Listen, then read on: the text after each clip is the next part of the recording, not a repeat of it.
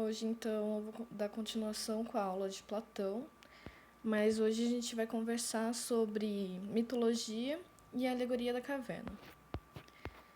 Então, mitologia.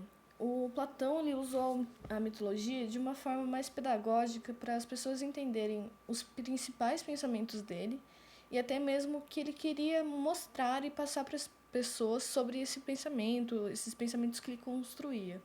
Então ele achava que seria uma forma mais simples, mais didática, construir mitos para que assim as pessoas conseguissem entender melhor o que ele queria dizer. E um dos principais mitos mais famosos é o mito de É e o mito da caverna. Eu vou falar um pouquinho sobre o mito de É, ele não costuma cair nas questões de vestibulares e tudo mais, mas ele é um mito legal para se conhecer. Então, assim, ele morreu em uma batalha, ele era guerreiro, e eles levaram o corpo de É para ficar numa sepultura. E depois do 12º dia, ele tornou a vida e contou o que ele viu no além. Então, a história é que a alma de É saiu e conheceu toda a verdade, tudo o que acontecia. E então, ele foi para um lugar onde tinham juízes que julgavam as almas. E esses juízes, eles falavam se a alma podia por causa das suas más ações. Então, se elas subiam, elas carregavam um papiro com suas boas ações, suas santidades. E se elas desciam, elas carregavam um papiro com suas más ações. E a missão de Hera era voltar para a Terra, voltar no seu próprio corpo e contar para todos os outros o que ele tinha visto nesse lugar. E lá tinham 3 almas, que estava acompanhando a história e tal. Essa primeira alma, ela era do Elysium, então ela era a alma superior, ela estava na parte boa. E ela veio e os juízes falaram para ela que ela tinha que escolher uma vida. E essa primeira alma, ela escolheu uma vida de riqueza e poder. Só que os juízes, eles aconselharam as almas a escolherem o seu destino, a sua vida, com cautela, não se precipitarem ao escolher essa vida. E essa primeira alma, então, ela escolheu uma vida de riqueza e poder. Mas quando ela foi ver mais de perto, ela viu que o Qian estava destinado a devorar seus filhos, fora todas as outras atrocidades.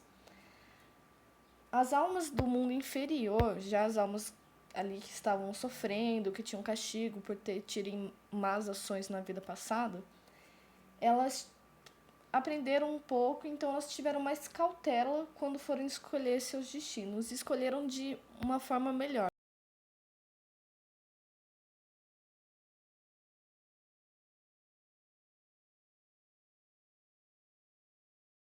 Despedaçaram ele, mas no sentido de sentimento.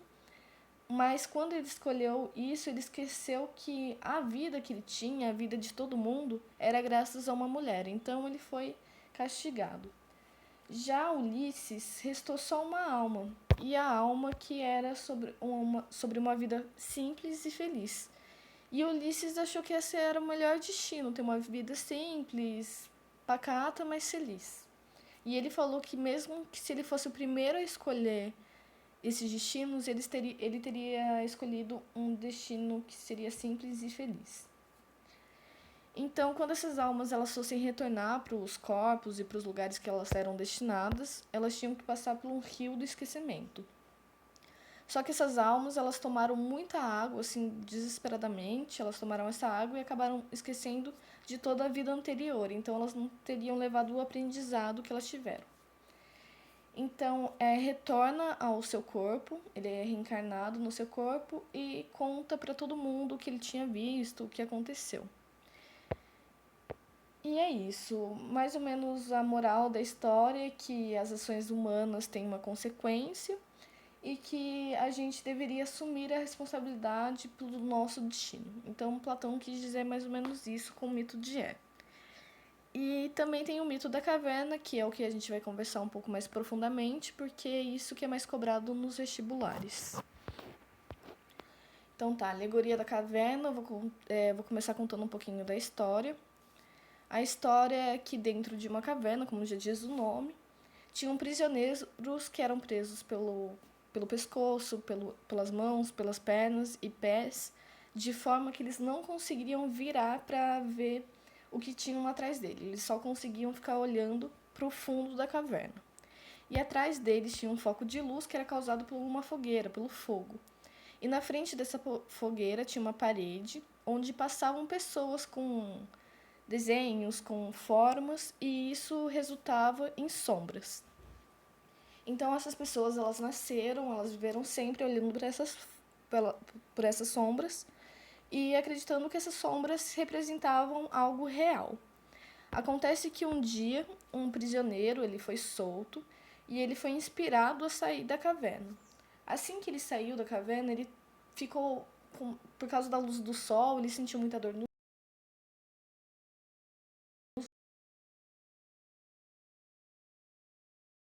Então lá fora ele viu que tinha essa parede, ele viu que era fogueira, que tudo isso que eles viam era causado por sombras, então o que eles viam não era realidade, era uma cópia. E ele conseguiu ver árvores, animais, ele conseguiu ver o sol mesmo, ele conseguiu ver o próprio reflexo. Então ele descobriu toda essa verdade e ele ficou muito entusiasmado, muito animado, e ele decidiu que ele iria voltar para a caverna e contar para todos os outros esses prisioneiros que o que eles viram a vida inteira era algo falso, era uma cópia, não era a verdade. Mas assim que ele contou para os prisioneiros tudo isso que ele tinha visto, os prisioneiros achavam que ele tinha enlouquecido, que ele tinha ficado meio zureta, e decidiram que o melhor a se fazer era matar esse prisioneiro que foi solto. Então, para explicar um pouquinho melhor, então essa foi a história, mas tudo isso tem um significado. Então, para Platão, o mundo interior da caverna representa o mundo sensível, onde a gente consegue enxergar as coisas e reconhecer as coisas pelos nossos 5 sentidos, como eu disse na aula anterior. Então, para ele, essa era um lugar de cópias. Já o mundo exterior da caverna representava um mundo inteligível, que, como a gente viu na outra aula, é o mundo das almas, o mundo da verdade. E ele ficou com essa dor no olho porque ele foi acostumado a vida inteira com uma coisa que ele sempre acreditou que era verdade. Então, quando você acredita a vida inteira que uma coisa é verdade, quando você recebe informação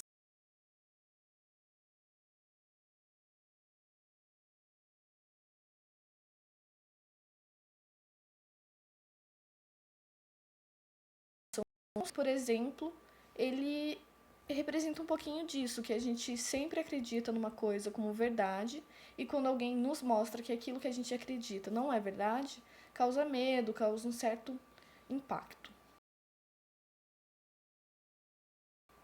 Então, as sombras, elas podem representar mais ou menos o corpo, né, que é a cópia da alma. E esse prisioneiro que ele foi liberto, para Platão, ele representa o filósofo. E para Platão, a função do filósofo é essa busca para conhecer a verdade, para conhecer o certo, e independentemente das consequências que ele tiver, é para trazer e mostrar para o resto das pessoas tudo aquilo que ele viu, toda a verdade, tudo que ele estudou. Então, é mais ou menos isso a alegoria da caverna.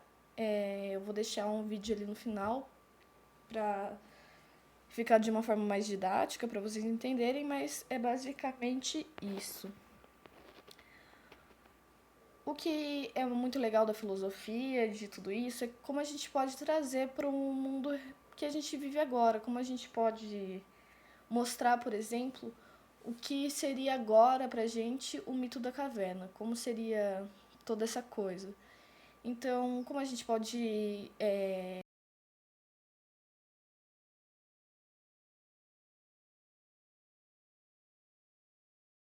tipo, os prisioneiros, será que a gente também é prisioneiro e a gente só enxerga e acredita naquilo que as pessoas nos dizem que a gente tem que enxergar?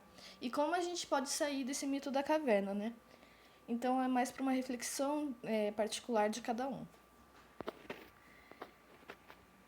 E também, como agora é a última aula, Eu repito que se tiverem alguma dúvida, podem me mandar e-mail ou me chamar no WhatsApp.